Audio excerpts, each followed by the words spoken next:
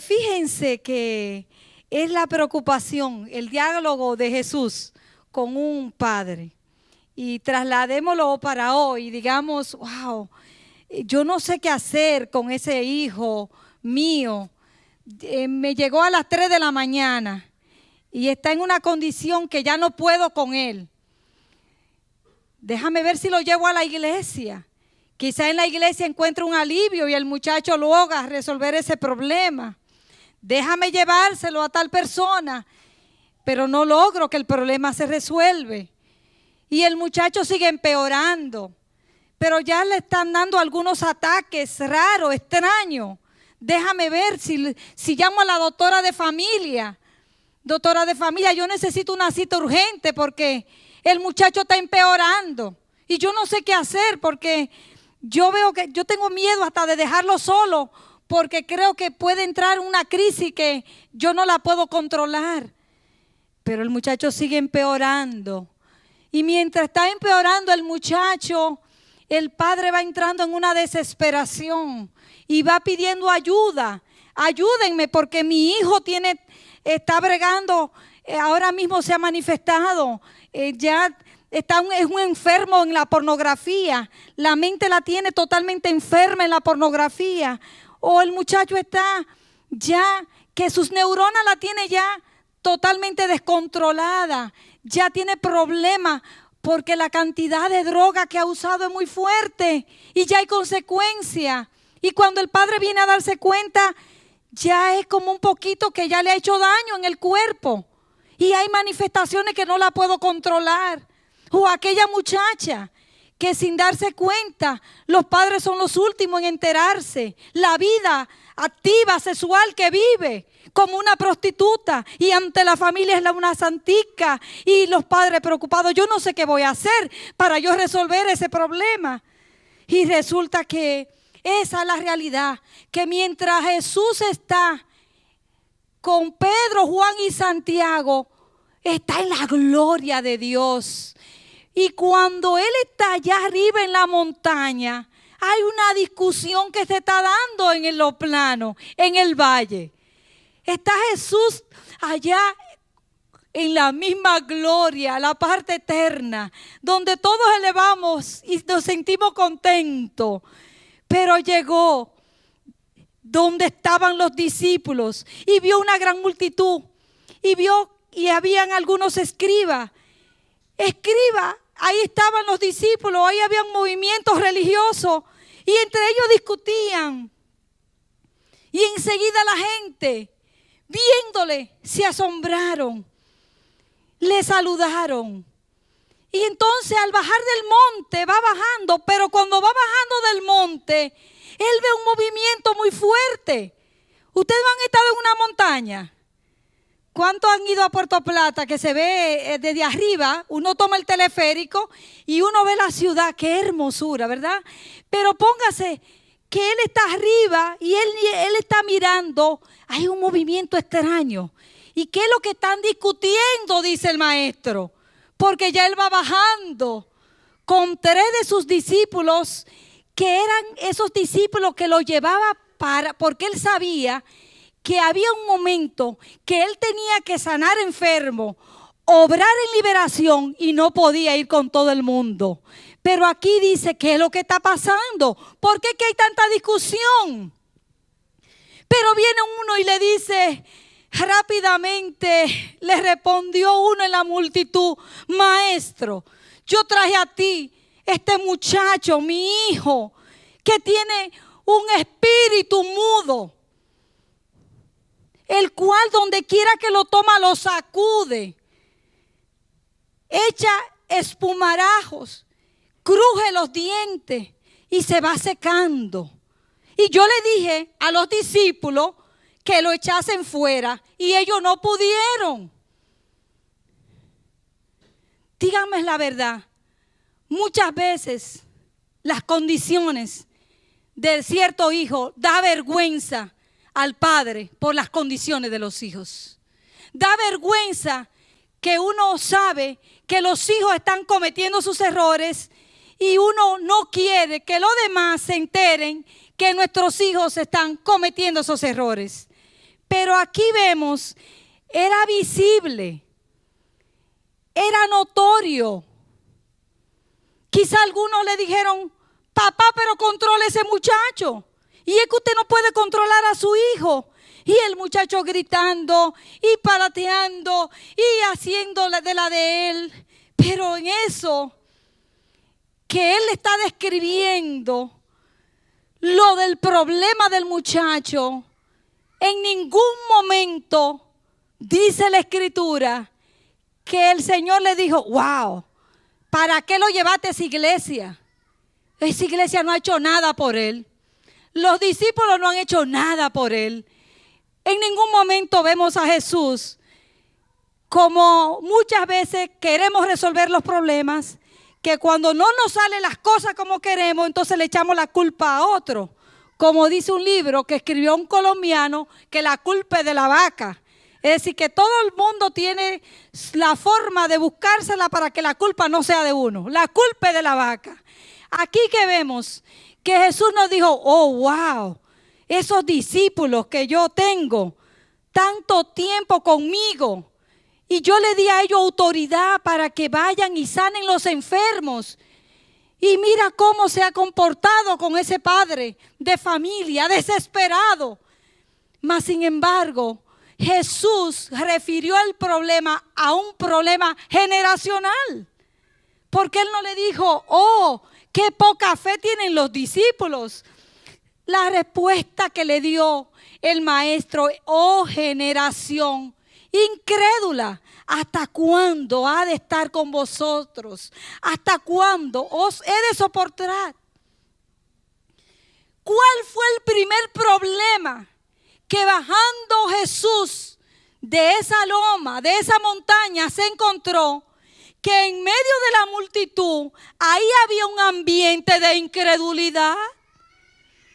Y en los ambientes de incredulidad, usted tiene que sondearlo espiritualmente, y si ve que el ambiente está ahí de incredulidad, Dios no puede hacer la obra.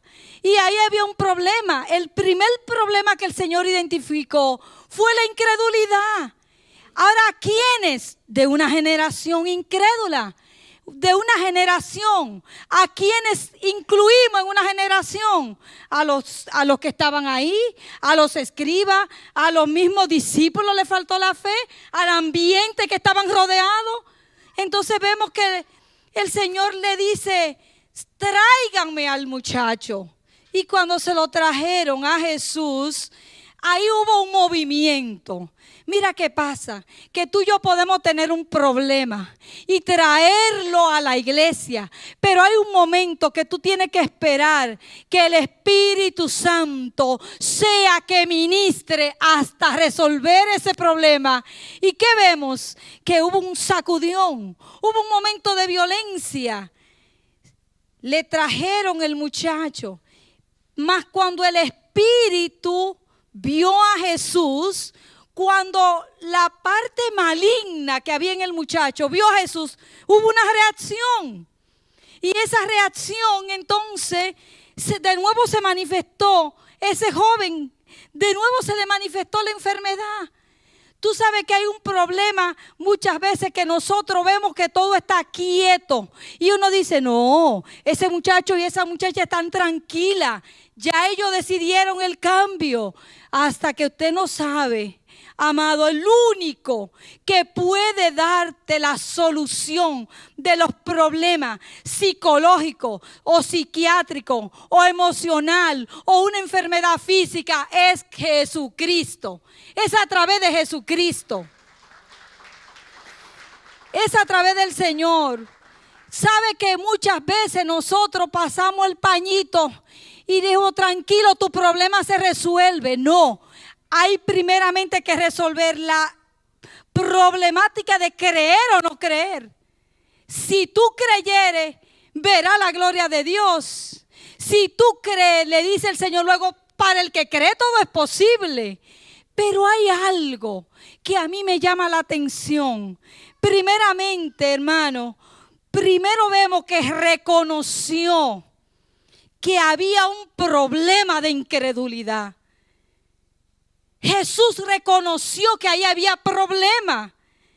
Y segundo, Jesús fue a la raíz del problema.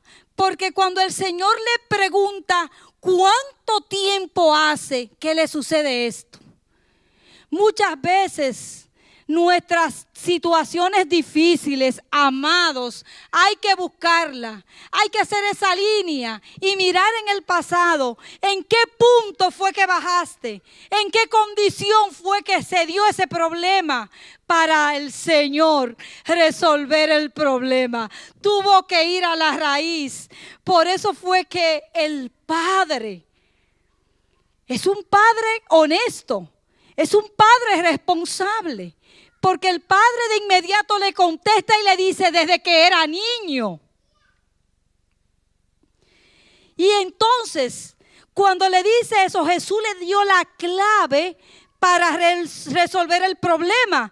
Porque entonces Jesús le dice, pero fíjate, si ese problema ya tú tienes 1 año, 2 años, 3 años y el problema y sigue ahí, yo te voy a dar una clave. Y le dijo, para el que cree, todo le es posible. ¿Usted puede repetir esa palabra? Para el que cree, todo le es posible. Versículo 23, Marcos 9. ¿Podemos decirlo todo? Si puede creer, al que cree, todo le es posible. El problema que tú tienes hoy, si tú de verdad crees, Dios puede resolverlo. Pero depende de ti, de tú darle la oportunidad para que el Espíritu Santo ministre a tu vida, para invitarlo. Jesús identificó el problema. Jesús miró la necesidad de este padre de familia. Jesús actuó con misericordia. Porque cuando Jesús le dijo, si puedes creer, al que cree, todo le es posible. Amados, el creer, la Biblia dice que la fe sin obra es muerta. Nuestra vida cristiana tiene que ser una vida coherente. No puede ser una vida nominativa de decir yo soy, pero en el momento de creer soy la primera incrédula. Entonces, ¿cómo Dios puede glorificarse? El Señor miró que este padre estaba batallando, él tenía su lucha. Porque dice, e inmediatamente el padre del muchacho clamó. Cuando una persona clama, es más que un diálogo. Cuando una persona clama, lo que te está diciendo, tú me puedes escuchar.